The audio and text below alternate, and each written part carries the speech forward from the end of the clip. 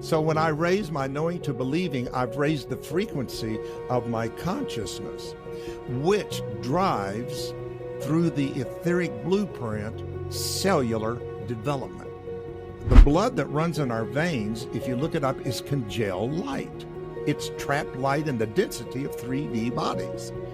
But actually in it is the life and light code. This is one of the most spiritual times to be alive on the planet right now. It is the caterpillar breaking down to become the butterfly. Guy here. Welcome to my podcast. Thanks for tuning in. Today I've got David Hulse on the show. We get into all sorts of conversations, but mainly energetics and frequency. What's going on in the planet today from 3D to 4D to 5D. You might have heard a lot about that. The Solfeggio frequencies, you might have heard about that, but also how we can start to work with misalignments within our body. I'm trying to find the right words here, but how energy can influence matter. It's a fascinating conversation. David was an ex-minister, so he knows how to talk. It was beautiful. He's a good man, and I have no doubt you'll get a lot out of this conversation today. If you enjoy it, please let me know in the comments below. It's great to connect with you just beyond cyberspace. If you're watching this on YouTube, you could be on Spotify, iTunes, I don't know.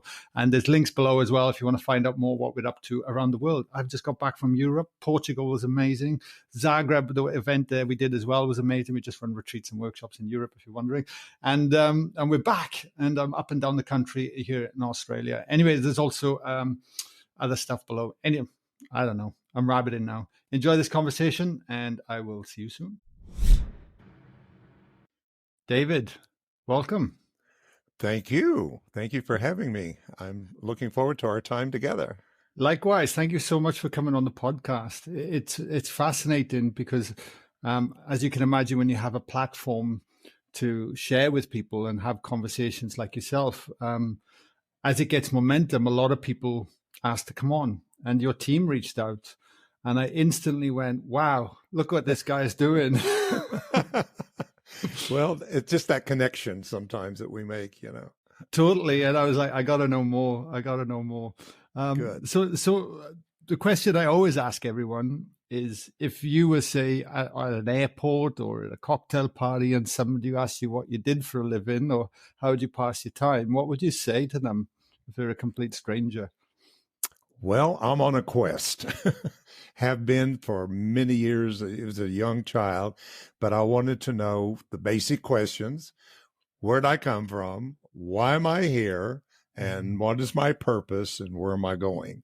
So that continues to unfold itself as we become more into the multidimensional idea of things, because you think you have it on one dimension, and then the next thing you know, the frequency has shifted and you're on another dimension, and it's just beginnings after beginnings after beginnings. So that's been kind of my life has been those moments, those epiphany moments.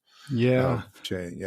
Yeah. Look, I think as a facilitator myself, they are the big questions I think people are asking themselves, you know, what does it all mean? Why am I here? What is my purpose? And how can I lean in and have the courage, I think, to honor that, because it can be scary at first. I'm interested, before we get into what you do, because you certainly are on a quest.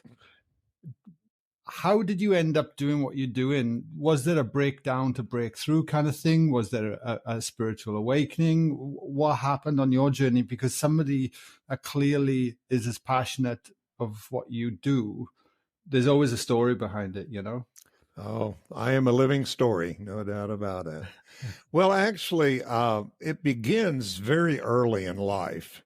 I was raised in a atmosphere of very traditional religious teaching as a child.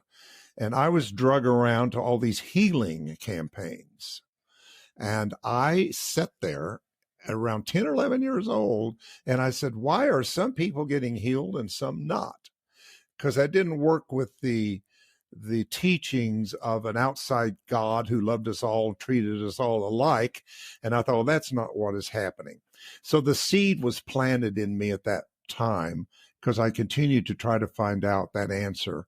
And that did not happen until the late 80s that I understood when I came into the understanding of such things as everything is energy. And when I began to understand that, I began to understand that energy is something that we have access to that is inexhaustible. It's inexhaustible. It's like a source that we call source of energy. So I began to try to find out why we didn't heal. Then I got into more metaphysical teaching, and it wasn't so much the physical healing, but it was manifesting. You know, how do we manifest prosperity? How do we manifest a healing, or how do we manifest a right partner and all that? And I thought things like The Secret and whatever worked for some, but not all. It's always been some, but not everybody. And I'll tell you, to make this a long story short, what I ended up getting through a breakthrough was that people only manifested at the level of energy that they are connected to and the consciousness that matches it. So my simple illustration to teaching people this, that they understand, is if somebody wanted to write me a big check because they loved what I did and they want to support it, but by faith they write me a $10,000 check, believing that maybe the universe would back it up, but it's not there. It doesn't go through because it's not in the bank. There's nothing to back it up, right? Yeah. So it would go through insufficient fund. But if they say got the lottery or a bunch of money in the bank and they wrote a check, it'd go through. So energetically, I believe that people have been living on survival level of our evolution. And I think we have a energy deficit in that sense. So I begin to want to find out, how can I connect people to universal energy source? It'd be like, I tell you what, it'd be like marching people down to the World Bank and getting some money out and then putting it in their account. And then when they wrote checks, it went through. So I began to understand how to do that in a download by using vibration, a combination of vibrations that I made into tuning forks. And that is what I've been teaching for 23 years in my company, Soul Energetics, has been, and teaching practitioners and teachers all over the world how to use these certain combination of frequencies to connect people at that coccyx level where the Kundalini is coiled and ready to move and be used, but it's not being used. And I thought, well, how do we do that intelligently? Because you have to be careful with Kundalini work. Yeah. I couldn't agree more. 1,000%. You know, I kind of liken it and that energy, and when working with people, as to setting up the environment so when the flower is ready to blossom, it will. We don't force it, we don't push it, we don't scream at it, we don't shake the plant to try and do something before it's ready. And that's how I kind of look at this work. And that's what happened for me. Even though there was a part of me that didn't think I was ready, but I was, you know what I mean? You were, like, yeah. Yeah. So, you know, I want to close a loop in there, David, because everything, I'm nodding my head in agree. Everything you say, I'm like, and I can't wait to dive into it.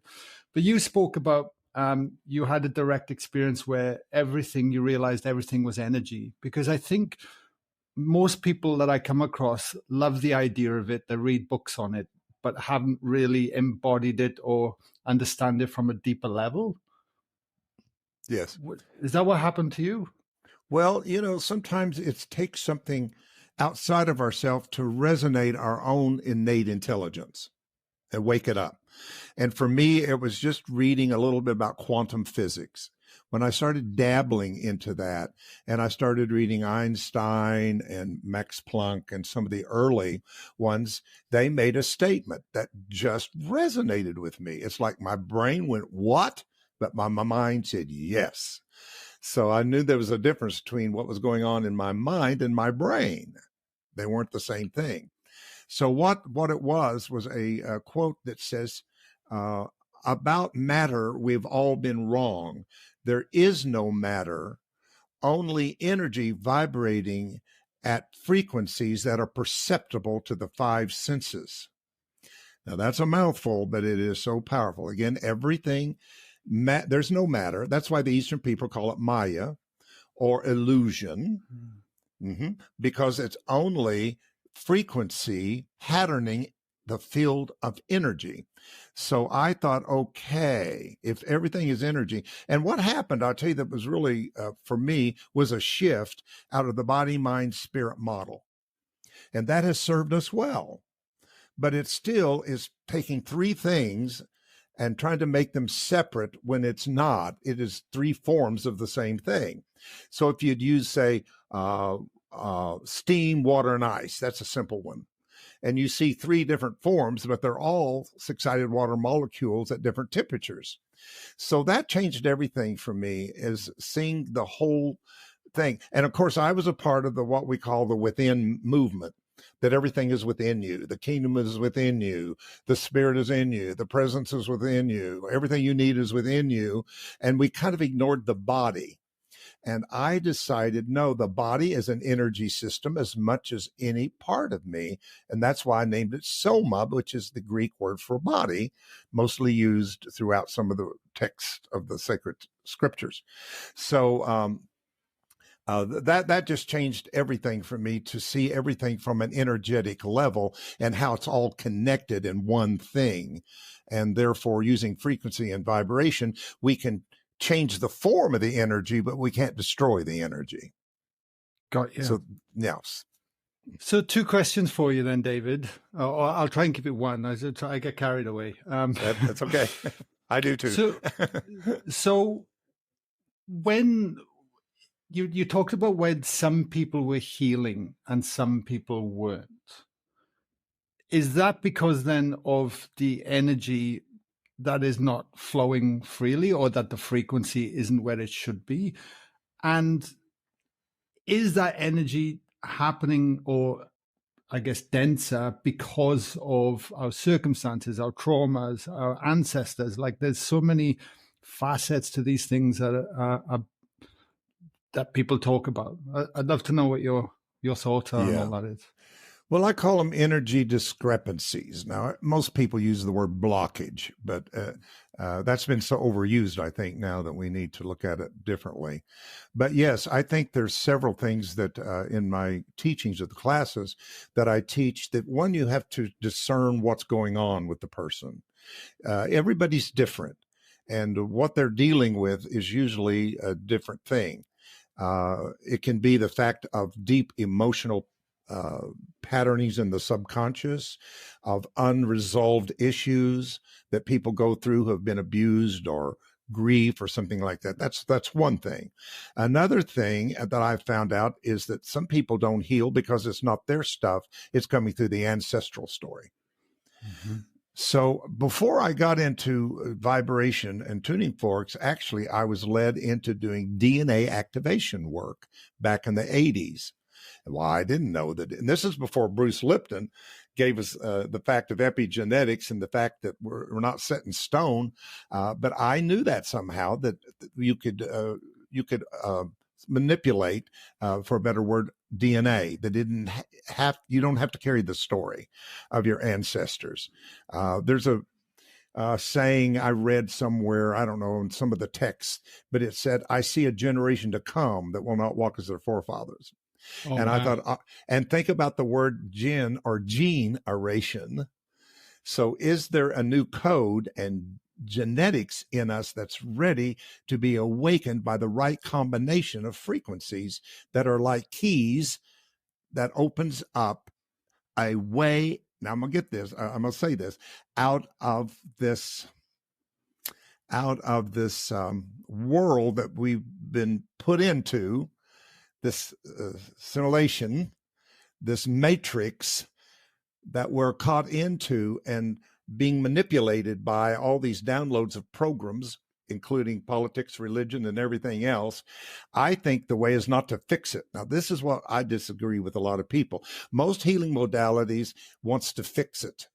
I don't. I was asked in meditation when I started this, do you want to work with what's breaking down or what's breaking through? I had no idea in my head what that meant, but in the cells of my body, I knew that I was going to work with breakthrough. So the reason that there's so much chaos and breakdown, which we have too much attention to, is because something's trying to break through. So where are the light workers who are going to join together, create critical mass, and work with breakthrough rather than keep trying to fix what's breaking down? This is a natural cycle that we're going through right now. In fact, this is one of the most spiritual times to be alive on the planet right now. It may not look like it with my five senses because I don't like what I see on the media and what I see on news. I don't like to see all of this polarization that's going on in the world today. But in my higher self, I know this is all spirit because it is the caterpillar breaking down to become the butterfly. That's the simplest way I can say it. And people have to realize that this is a very spiritual time, and that we need people to work with what's happening in that sense of repatterning us into what I call the new human. Now, I believe in bioconscious evolution, which is my term for raising our conscious and evolving it and bringing it to the cellular level. And that's why I use bio with it, because I think that if we can match a belief system to our knowing system, see, a lot of people believe to know. I know and then believe, because I knew a lot of things before I believed it. Yeah. Follow me? Yeah. 1,000%.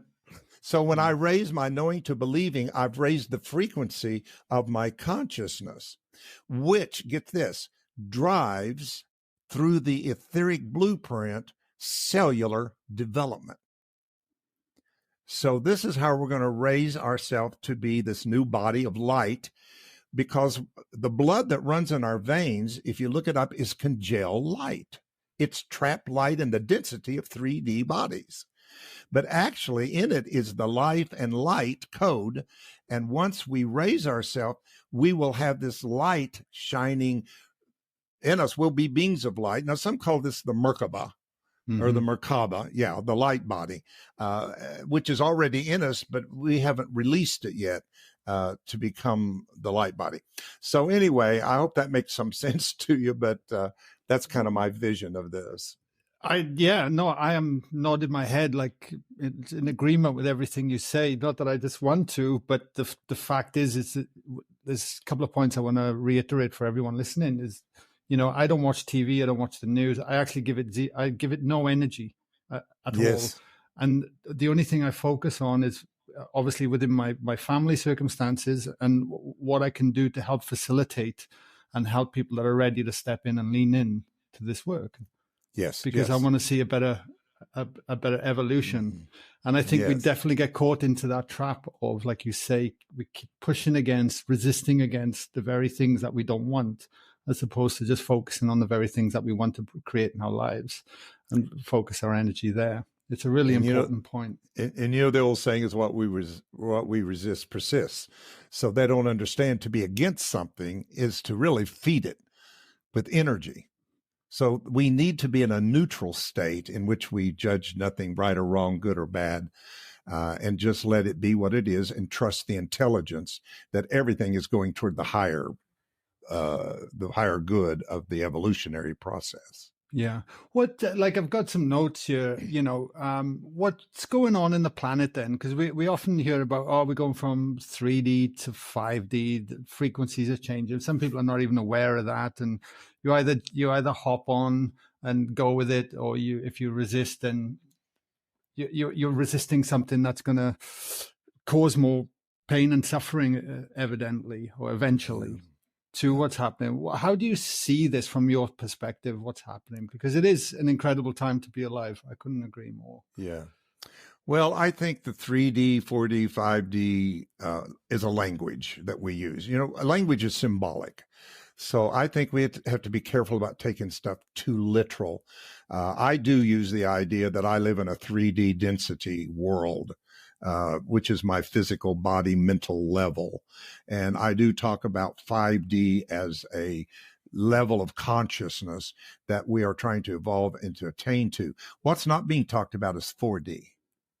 Nobody is really dealing with 4D because you got to go through 4 to get to 5D, if we use that terminology. And 4D is what some of us, I don't know how many, kind of believe that is where those who control the order of the planet, whoever you see that being, is kind of using mind control on the masses of people. And therefore, they're losing that control. They're losing that control because people are evolving. People have more information at their fingertips, such as your program and many others are teaching people and raising people's vibration. And the more that we raise that vibration, the more we take away what we've been feeding in the past. So I use that language because it's good. It's good to use it for comparison of whatever it is. But here's in Soul Energetics, what was given to me is that we know we live in third dimension. I mean, that's physics, height, breadth, width, everything we see. And then you have 4D, which you have to get through. Then when you get to 5D, and I'm going to hold this up here, which is that backwards on here? No, that's now? Perfect. Good. Yeah. Okay. If you look at 5D, you catch the spiral. Yeah. The spiral that spirals you into this new multi-dimensional, the whole thing of the, it's not the universe anymore. It's the multiverse and all that kind of thing. So we're understanding all of these different dimensions of consciousness, but we need the curve. Now, if you look at most religious teaching, they call this the end of the world because they don't understand that it's going to curve and catch us into an evolutionary spiral that is going to spiral us into the next level at what it means to be human. And I'll tell you, this is going to be as powerful as moving from Homo sapien to Homo luminous. To think this is it, to me, is ridiculous. To think this is the end of the journey, but we're not. We have much more potential. We're not using our potential. We're not using all of our consciousness, all of our mind. We're not using all of our DNA. We use very little DNA. And there's most of us that is the true us is in the state of potential. So every time that I use tuning forks and tap them together and create that charge, I'm saying to the potential in the person, awake into consciousness. So I'm awakening the potential.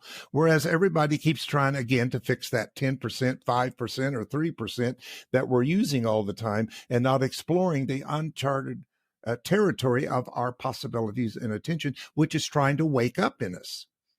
And as it awakens, we begin to see the world differently, ourselves and each other.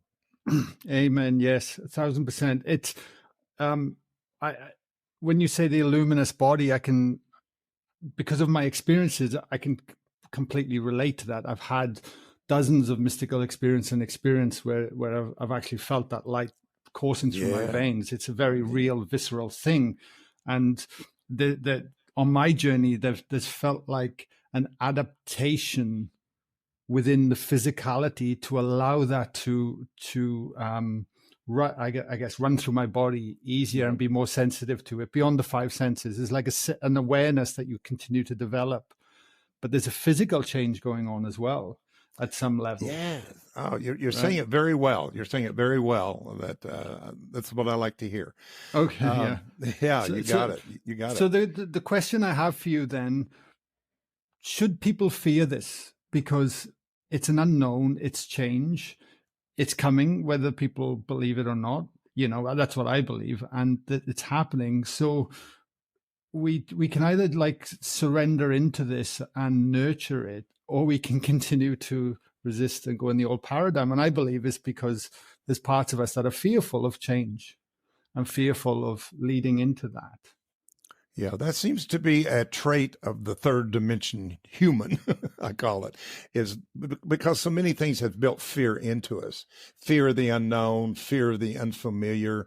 I mean, we adapt, and that's the legacy of humanity is we've learned to adapt and live through famines and wars and all kinds of things. So we've learned to adapt to our own illness, our own sicknesses, our own limitations. And people have almost subconsciously become too comfortable in that place that when something new challenges them, they revert back to what's familiar to them. So this is the challenge of people like ourselves who are trying to get people to move into the uncharted part of themselves, is to get past that fear that they have. And of course, that's nothing but the ego mind, or whatever you want to call it, the lower human mind that wants to stop that. Because if enough of us get past that, we're going to shift and change the whole consciousness of the planet. I mean, this is big stuff, actually, on a bigger scale of the bigger picture. Yeah. So moving it back and leaning into what you do more, I want to go there. But when it comes to then healing, and that could be emotional healing, mental healing, physical healing, whatever that looks like, to me that means like a natural homeostasis for a person. We're back to our, default true self kind of thing. Mm-hmm. We always tend to focus on the physical. So with all your knowledge and what you're saying, and let's say we're in unhappy relationships, we're in a life that we want to get escape from, if you like, for a better word, or there's a deep for me, it was always like a deep sadness, loneliness that I used to carry with me, Yeah. Are you saying then we should to change our circumstances, we should change our energy? Well, exactly. Good question. One thing that's given to me that's unique to Soma Energetics teaching is everybody tends to go toward matter before energy. So they say the body has an aura. No, the aura has and becomes a body. You don't start here and go out. You start out here in the etheric, because that crown energy center, chakra, whatever you want to call it, spins off into one of the subtle energy bodies called the etheric. Now, I happen to believe that my true self, that spirit energy, was created whole and perfect now. So I don't buy into a belief in lack, that I don't have something and I need to get it. I've already got it in a higher state of my consciousness. I am whole. So we teach our people not to even use the term and label themselves as healers, but as facilitators to facilitate self-healing in the person, right? So that's been an important part of the training and the teaching that we have done. And of course, people who want that label are coming from ego, because the ego lives on labels. Because when I have a label that's different from your label, I'm not you and you're not me. And we're buying into that moment in which we have bought into a belief of separation, which it proves through the body. So here's the thing. When you come from that outer etheric, you have, your causal, you have your astral, you have your mental, emotional, and all of that coalesce into the last body before the body, called an etheric blueprint. Now, what's in the etheric blueprint is what cells look at to reproduce themselves. So somebody says to me, because I made a statement, I think I heard from Deepak Chopra, that the liver makes itself every 6 weeks. And somebody said, no, that can't be true, because if somebody had cancer of the liver, why would they have it after 6 weeks? I said, because you didn't change the blueprint. The blueprint of your etheric body that held the misinterpretations of your wholeness as less is what the cell is reading, therefore giving you an inferior body to who you were created to be. So there's kind of a difference in the level of form and matter and creation level. There's a gap there. And that's where we need to be working in the so-called healing world, is we need to be working in that gap to bridge and to connect that. So the fact of using tuning forks And true energy work to me is working in that etheric energy body and changing the blueprint that the body can, cells of the body can read a different blueprint than the blueprint that we are presenting to it. Because, and we have proof pretty much that most 99% of illness and disease is in the etheric blueprint 6 to 9 months before it becomes physical. So just imagine we're training people to find that in the etheric body 6 to 9 months or a year before it becomes physical and change. I'm changing cause, which will change of effect. So we're healing the body at the etheric level, which will show up in the physical body, rather than trying to fix the physical body, which is effect, and not change the cause. Essentially, you're going further up the waterfall and where it's narrower, right? Where you got more control. Exactly. But that's energy work. Yeah, no, well explained. Can I ask you a question then? Sure. On that, when you're testing, do we need to know the circumstances or the issues or the traumas or the very things that have caused any problem? Because we tend to get attached to them pretty much. I think it's best sometimes not to. And that's where I think if you're going to be an energy practitioner, that you first need to go through what it takes to sharpen your intuition. You've got to open that third eye, that eye of enlightenment, to see past the illusion, the appearance of the five senses, and to see something energetically. So I may not see particularly cancer, MS, or some disease, but I may find a mispatterning that is that or going to become that. So why name it? I think the worst thing we do is start naming things that are nothing but energy discrepancies that are going on. And then we give it a name and the doctor tells us we have cancer. And the minute that we name it cancer, then a seed is planted into our mind of all of the stuff that goes with having cancer, that you're going to die, that you're going to do this, you're going to do that. So I wonder if we just look at it energetically. I have a friend that had terrible cancer. She taught me a great lesson, but she changed her whole attitude and she stopped calling it cancer and called see answer. that her whole experience was about opening up answers to the depths of her life. And she changed everything from chemo to dreamo, completely changed and took away the power and the sting of the label of the disease. And she lived years and years beyond what they expected her to do. Yeah. Wow. So how do you test then? If somebody comes to you and you want to test that field, and what was the word you used? Discrepancies? Was that correct? Energy discrepancies, yeah. Energy what discrepancies. We call blockages. Yeah. In other words, it keeps that life flow from flowing through all of the avenues of our being, which, since everything is energy, but also everything is information, we sometimes change the information to more misinformation based upon what we've been taught and downloaded from outside of ourselves. But if we could just learn to be true to the essence of who we truly are, we would live a different life and walk a different path. But we tend to take too much from the outside world and let them make us into their image of what they want us to think. So this is the importance of becoming more independent, I think, from some of these systems that we have. But yes, I'll tell you what I do, because I do so many different things in this work. I do DNA, ancestral, past life, in between life, in this life, that I got overwhelmed. So in meditation, I got a download of a chart. So when a person comes to see me, like a client, 30 minutes before they come, the energy body shows up before the body does. Mm-hmm. So I have this thing, and I take, for me, it works a pendulum, whoever works, and I go through in this, should we work with something in past lives? Yes. Is it in the first chakra between conception and 7 years old? No. Is it in the second chakra after 7 years old? Yes.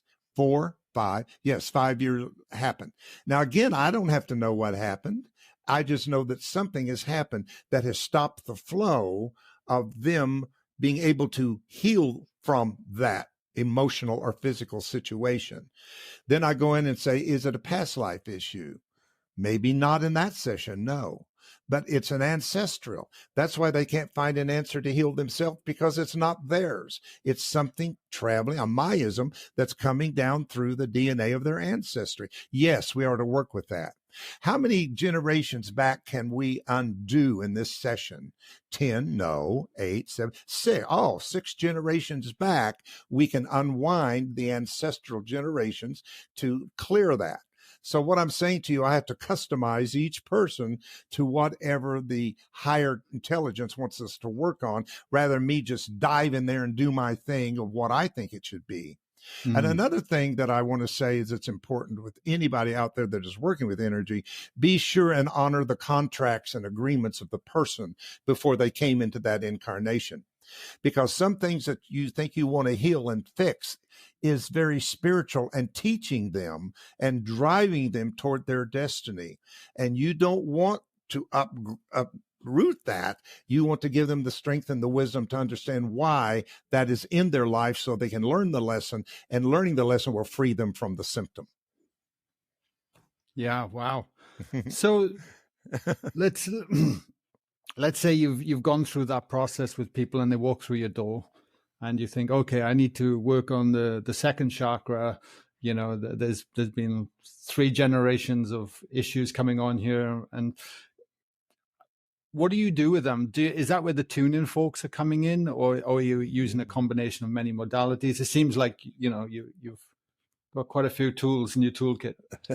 Yeah, mostly Soul Energetics is about tuning forks, because I tell you why I love a tuning fork. One is just raw vibration.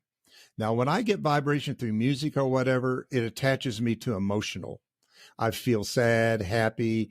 I remember something that happened when I was breaking up or falling in love or something like that. But a tuning fork takes you nowhere. It's just pure vibration. The second thing I like about it is because it's not connected to the grid. So yes, people can know what we're doing. People can know what I'm doing on all the gadgets I have in my car and everything electronic, but they can't tap in to the vibration of a tuning fork. So the tuning fork is seems primitive, but it's so pure and raw. So I have a lot of different tuning forks in that way. So what I do is I do the first phase, or what's called energy vitality technique. And that goes back to our conversation of we've got to have the energy to make the changes in our life. So I have to connect their personal energy field to universal energy field. Remember marching them down to the World Bank. I don't like the World Bank, but I'm using that where all the money is. So I'm going to take them where all the energy is beyond their survival level, so I can bring it in to the coccyx. When I do that, I want to give it over to the chakras, because the chakras are intelligent to tell me how to move that energy up the spine intelligently. So it's amazing. The tuning fork will stop, sound differently, and let me know enough here, enough. So let's say your first chakra is a 6-ounce glass. It's already got 2, but it wants 2 more. So rather than overstimulate the energy, I let the tuning fork let me know, okay, this is all that this chakra wants to give, because then it will assembly into our third energy anatomy body. So that's the first thing that I do. Then the second thing is with DNA forks, energy, body tuners. Sometimes if a person already has a situation, I will use the meridians. I will use acupressure, acupuncture points. So we try to cover everything that makes us up as a whole person, you know, to address like that. If you'd let me, I'd like to, I just feel to share something with you, because Please. this was a huge crossroads for me. I had a very successful ministry for many years. I was in many years, Yeah, right. and very successful with it. So when I got into this, I was the devil. People had a fit, you know, like, oh my God, what's he gone into? So I was really contemplating, what do I do when I found these tuning forks and the lost Solfeggio frequencies? And I was in my office at that time and by myself, and a book literally fell off the bookshelf. My left brain said, oh, well, that's some truck out there vibrating and it fell off. And my right brain said, you need to listen to this. So I went and picked it up. It's called The Keys of Enoch. It's a huge book. I didn't want to deal with it. It's just very complicated, but it opened up to this, and I want to share it with you. We will not suffer the negative irradiation or excessive ultraviolet radiation that will bombard the places of Earth, for we will inhabit the safe zones at the time of the great geophysical upheavals. The thought adjusters are now correcting and repairing our blood crystallization levels of ionized consciousness through frequency attunement. I went, oh my God, that's what I'm going to do. I'm going to use frequency attunement to free the consciousness of life that's in the blood that is going to guide us and lead us through this fourth dimensional chaos and breakdown and polarization. Then it ends with, this is the making of a people within a people and a mind of light within a mind of light.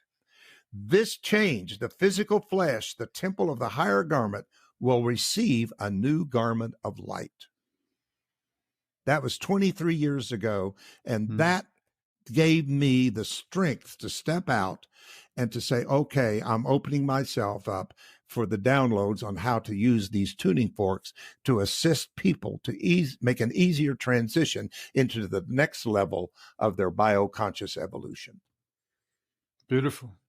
What kind of, you've obviously worked with a lot of people. What have you seen? What kind of results have you seen from doing this kind of work? Well, oftentimes that's what keeps you going, is the people that give you the feedback and the testimonies and whatever. And that has been an amazing part of this journey. And the people that you meet and the people that are drawn to this type of teaching. It's not for everybody at this time, but it's for those that are at a level in which they're stepping up and saying, yes, I'm going to be a light worker. And we need these light workers. I think it's so important, what I call light workers, which is a critical mass of souls who have incarnated for this time, that are ready to not just look for what is good for just me, but what can I do for the planet? And that's the call I put out, is to the light workers to come and to use this vibration, frequencies and all these kind of things. So, wow, there's so much I could say about that. I could go down a rabbit hole, but yeah, it has just been amazing work of the people. We're translated in Japanese, Chinese, French, Spanish, American, of course, and all these kind of things. So we have teachers all over the place. So we're out there trying to do the work through frequency attunement to release, because I believe that these forks that I use, called Solfeggio, are 6 frequencies that are ancient keys that opens and awakens the inner codes within us that makes us ready to take that next leap of evolution into the next level of what it means. When I use this example of the caterpillar and the butterfly, which is so simple, but it's profound. I tell people that caterpillar doesn't go through what it goes through to emerge as an enlightened caterpillar, right? Yeah. It goes through what it's going through because hidden within it is a code to become the next thing that it is to become as a butterfly. And I think within us is deep codes in our energy, spirit body, that is ready to be revealed and activated, that is going to give us a way to make a way for us to make a nice experience of, we don't have to go through such a hard, difficult time. We can actually open portals and vibrational pathways that's going to make us easy to go over into the next level without all of the chaos and whatever. That's for those who are not. Chaos is for those who are not opening up for the change. Those who are, like we said, staying in their comfort zone and what's familiar. It's going to take chaos to shake them loose. But we can make a different choice and say yes to the universe and yes to how the universe is going to proceed to help us to make this journey through 4D, which, by the way, 4D is where the mind control has been for a long time, but it is losing its power. And that's why you see it rising up in the political world and all these religious and everything else. Everybody is trying to hold on and go back. They think making things great is going back to something. And it's not. It's going forward into the uncharted, unknown part of ourselves, and that's what we got to help people to get rid of that fear and see it as the greatest adventure of their life to move on. No, for sure. But I think that just to maybe read the question in a different way is that if people come and actually experience this work and do that, how have you seen it show up in their lives? Like, are we talking about different diseases going away, or has there been pain elimination? You know, because a lot of people listening to this podcast will be in a place of, you know, wanting to lean in, but also there'll be elements that they want to move past. Sure. Well, again, as I say, I never diagnose an illness or sickness. I never label it or name it, because people's always asking me, what can I do for this? What can I do for that? What you can do is get in homeostasis. That's the first thing, is get in balance, get aligned with all that you are. And then all of those things are the byproduct. The physical healing is the byproduct of what you do in the soul realm, or whatever you want to call it, the energy realm. When you change that, this will change. Beautiful. So again, I think we have our, pain and illness is a very demanding destruction. I don't say destruction, but it's it takes our attention away from the real work that is in us. So to get people past that is a challenge, no doubt about it. And the challenge has been in this work of preventive work. I remember back years ago, we used to tune our cars. We don't do it anymore. But I tuned my car because I didn't want it to break down. People tune their piano because they don't want it to go out of tune. But yet we don't tune ourselves so that we don't get sick and ill. So that's what I've tried to teach people to do. But yes, we've heard everything, but sometimes it shows up emotionally, mentally. People get free. People find out that as they release these old patterns, that they create space for new energy to come in, and they become more energetically inclined to have access to the energy to manifest it. And of course, that's where things come in, like using thoughts become things, and your mental attitude. And that's where all that happens. But now you have the energy to do that. It's not a mental construct. See, I don't buy into this positive thinking as a mental construct, but I do believe in spiritual thinking. Yeah. Positive thinking is better than negative thinking. Don't misunderstand me, but I don't think it's the answer to everything. I don't think that all the time works to heal you, but it may bring you into a more positive state that you can then be healed. But it's not going to heal you, but it may help you to find that healing in yourself. I wanted to show you my tuning forks here. Please. These are my 6 tuning forks right here that are called the Solfeggio frequencies. These are some powerful, powerful frequencies. And I just, this is mostly what we teach people and how to use them together, because they create, all of these are a vibration of 3, 6, and 9, which Tesla said when man understands 3, 6, and 9, he'll have a key to the universe. So no matter what we do to these frequencies, in harmonics, it never loses 3, 6, or 9. So these are phenomenal forks, but this is where you kind of start out with us in phase 1, that you can learn it to use on other people, or you can kind of use them on yourself or whatever. But as this 528, you may have heard of the 528. It's kind of a movement out there of the 528 love frequency, which is doing phenomenal things for people all over the world. And it's an amazing, which, by the way, these are all Latin, which is Miro Gestorum in Latin, which means miracle, but also biochemist was using to repair DNA. And this is the one that I wanted to get for my DNA activation, was this one, when I found out about the other ones. So I just had them all made, because somebody said, because I couldn't find it in Western music. You got to understand, Western music is a part of the box we live in. It's called boxed in music because it closes the octave, C to C, C to C. But Pythagorean came along and said, I tell you what, let's don't close the octave, let's overshoot it.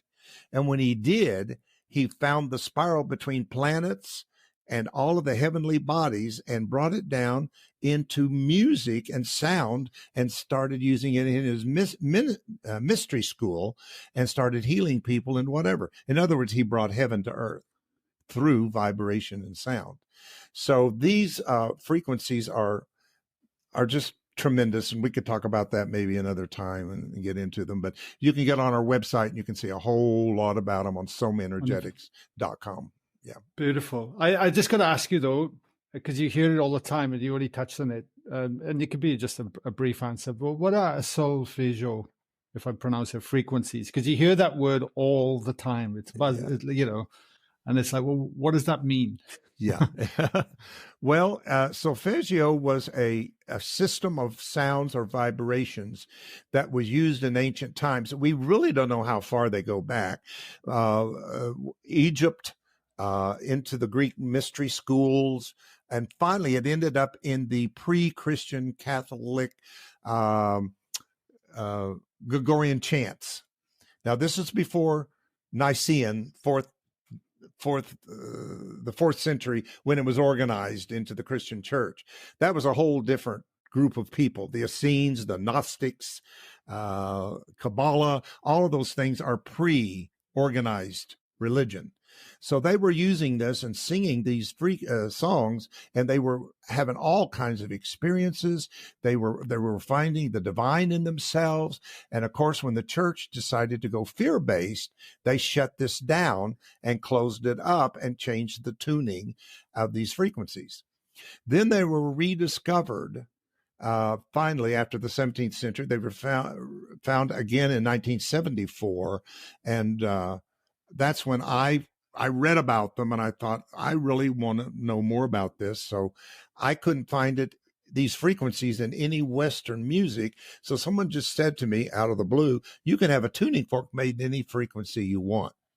So I said, well, I want to get this 528, but why don't we get all 6 of them made? And when I held those forks in my hand, I stood at a fork in the road. My book, A Fork in the Road, literally. And I decided to take that fork in the road and to see what would happen. And I just began to get downloads how to use these things 23 years ago. So it's been a wonderful experience to get a download of something that nobody else was doing. Because I think we end up doing more what other people have done, thinking what other people has thought. And I think we need to expand our consciousness and realize there's so much potential out there to become good new entrepreneurs of new techniques, new businesses, the new model that's trying to break through. And I think that frequency is where you want to go back to, and vibration. Yeah, I couldn't agree more. Beautiful, David. So if people want to learn more, obviously they can just go to your website, someenergetics.com. Sure. Yeah. Yeah. And then, and your book as well, that will have information in there around the forks itself and the frequencies and everything. Yeah. Yeah. It tells my journey to the forks, and then it tells you about the forks and how we use them and how to, whatever. It's a pretty powerful little book, I have to say. So you can get the book itself, or you can get it downline as a whatever they call that, MP3. Yeah. I'm not too technology. That's okay. I got one last question for you then, David, which to wrap up the podcast, which I always ask everyone on the show is, but with everything we've covered today, what would you like to leave the listeners to ponder on? Well, I would like for them to ponder or contemplate on the fact, again, that the time we're living in of breakdown is because of breakthrough. And if they'll get on the side of breakthrough, then we can absolutely change and shift the entire energy patterns of what makes up this world. and bring it into what's called the new earth. Yeah. And for them to realize that they're already created whole, that they don't have to be in a state or a belief of lack or separation, but that all things are already accomplished in the higher atmospheres of their consciousness. We just need to get there, work with the wholeness rather than what's broken. And we can begin to see some wonderful things manifested in our life that will transform everything for the life of the person. Yeah. Fantastic, David. Thank you so much. I really enjoyed our conversation today. It's fascinating. And Well, thank I have you. no doubt when it goes out, a lot of people will get a lot out of this conversation today. I hope so. And thank you for having me. I really appreciate having a platform for my voice. Yeah, you're very welcome, mate. You're very welcome. Thank you, David. Thank you. Thank you.